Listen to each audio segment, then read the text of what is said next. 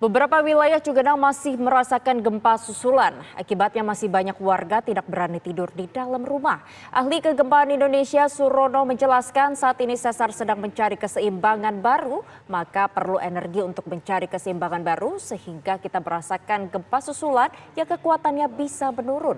Berikut cuplikan penjelasan ahli kegempaan Indonesia Surono saat dialog dengan rekan kami Caca Anissa. Bisa dijelaskan kepada pemirsa TV One karena tadi ketika saya berbincang dengan rekan kami di beberapa wilayah di Cugenang merasakan gempa yang cukup banyak terjadi. Ini membuat masyarakat takut untuk berada di sebuah gedung ketika malam hari. Mereka harus mengungsi di tengah jalan, mendirikan posko di tengah jalan ini, Pak. Kira-kira Pak, berdasarkan analisis Bapak, sekiranya sampai kapan gempa-gempa kecil ini mungkin akan terjadi untuk esok ataupun mungkin beberapa hari ke depan? Tidak ada yang bisa mengetahui kapan gempa-gempa susulan ini akan berhenti.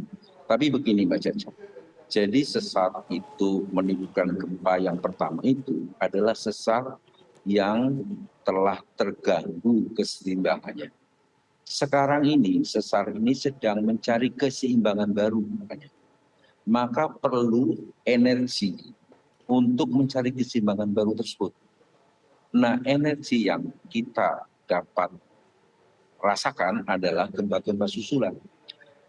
Kita tidak tahu kapan akan berhenti, tetapi kita paling tidak mempunyai gambaran manakala gempa-gempa susulan tersebut menurun dari segi jumlah maupun energi. Misalnya biasanya 20, sekarang menjadi 10, kemudian menjadi 5, gempanya yang tadinya sering terasa, sekarang sudah tidak terasa, hanya tercatat oleh rekan-rekan dari BMKG itu ya, yang ada gempanya tapi tidak terasa. Jadi berakhirnya kapan adalah tanda-tandanya manakala gempa tersebut sudah melalui menurun jumlah maupun energinya. Seperti hujan, kalau ditanya kita saat terjadi hujan lebat kapan akan berhenti? Ya nanti saat hujannya sudah mulai intensitasnya mulai berkurang, terus menurun, nah kemungkinan akan berhenti. Kemungkinan akan berhenti. Sama kalau sudah menurun jumlahnya, menurun energinya, maka kemungkinan gempa-gempa susulan tersebut akan berhenti. Apakah akan lebih besar? Biasanya gempa-gempa susulan ini akan lebih kecil daripada gempa utamanya. Ya kan?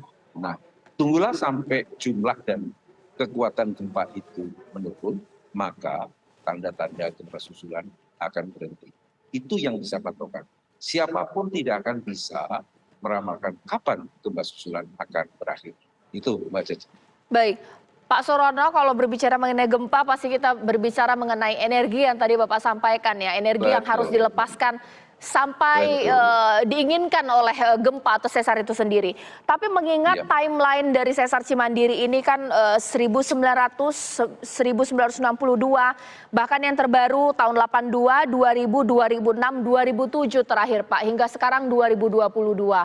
Mungkinkah bahwa energinya ini cukup banyak tersimpan sehingga getaran-getaran kecil mungkin akan cukup panjang dirasakan warga di Cianjur seperti apa Pak?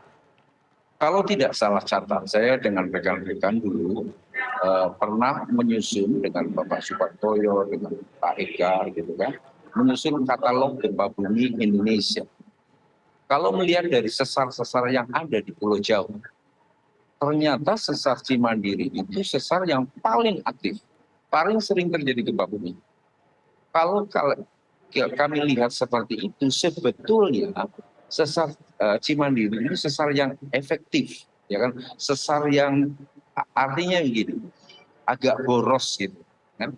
Jadi manakala energi dari lempeng samudra Australia yang mendesak Pulau Jawa dari selatan utara itu terkumpul terlepas, ya kan? Efisiensinya sangat tinggi sebenarnya. Maka Cimandiri itu menjadi tercatat, ya kan? Sering tercatat terjadi gempa dibanding sesar-sesar lain yang ada di Jawa, seperti sesar Muria, seperti sesar Rembang, seperti sesar Baribis, gitu kan? Ini kelihatannya yang paling sering ya, catatan sesar Cimandiri ini ya sering sekali bergerak dibanding sesar-sesar lain. Begitu Mbak Caca. Iya, baik Pak. Pak Surono, boleh Pak dikomentari Pak bahwa Bapak hadir bersama saya di sini di Breaking News TV One pasti juga sebagai untuk mengcounter hoaks yang muncul. Karena ini banyak sekali muncul hoaks-hoaks, bahkan BMKG kewalahan ketika ada informasi waspada aktivitas pergerakan sesar Cimandiri dan erupsi Gunung Gede. Penjelasan Bapak seperti apa secara ilmiah Pak? Begini, memang ada beberapa gunung api jika ada gempa bumi cukup besar di dekatnya, itu bisa meningkat kegiatannya. Tetapi tidak selalu begitu, bergantung gunung apinya gitu loh. Ya kan, bergantung gunung apinya. Kalau gunung apinya memang sudah mendekati kritis, maka pelepasan energi dari sesar di sekitar gunung api tersebut akan meningkat. Terus kemudian terjadi letusan. Tapi tidak selalu begitu, bergantung gunung apinya. Contohnya, gempa yang magnitudenya terbesar di dunia, ya gempa bumi Aceh tahun 2004. Gunung ada di Aceh nggak ada yang melingkup. Gunung di Sumatera Barat tenang-tenang saja. Jadi tidak harus selalu demikian gitu, ya kan? Gunung Salak dan Gunung Gede itu gunung api yang tenang lah, belum pernah ada kritis kegempaan di akhir-akhir ini, ya kan? Nah, dengan demikian, bila terjadi gempa seperti di Cimandiri, kecil kemungkinan bahkan dapat dikesampingkan bisa disusul letusan Gunung Gede maupun Gunung Salak, gitu kan? Terus kemudian sesar bergerak, ya sesar ya bergerak ya, entah itu kecil-kecil hanya boleh direkam atau bisa direkam oleh BMKG, tapi dirasakan tidak dirasakan oleh masyarakat. Iya saja, namanya juga sesar aktif. Kalau tidak pernah bergerak, namanya bukan sesar aktif, sesar mati itu, ya kan?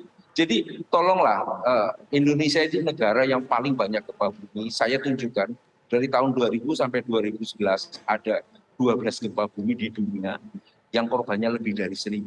Itu 4 ada di Indonesia. 2004 di Aceh, 2005 di Nias, 2006 di Jogja, 2009 di Padang, dan sebagainya. Kemarin di Sumatera Barat, Sulawesi Barat, kemudian di NTB, ya kan? Dan ini adalah pelajaran bagi kita untuk masa lalu, ya kan, tentang kejadian gempa. Kemudian ke depan kita harus waspada dan menyiapkan diri. Seperti di Jepang, misalnya anak-anak kecil pakai helm ke sekolah dan sebagainya, agar supaya kalau ada terjadi gempa paling tidak terlindungi kepalanya, ya kan, dan sebagainya. Terus kemudian membangun bangunannya tahan gempa. Toh gempa tidak membunuh, yang membunuh adalah infrastruktur yang menimpa, yang bertempat tinggal di situ, gitu loh.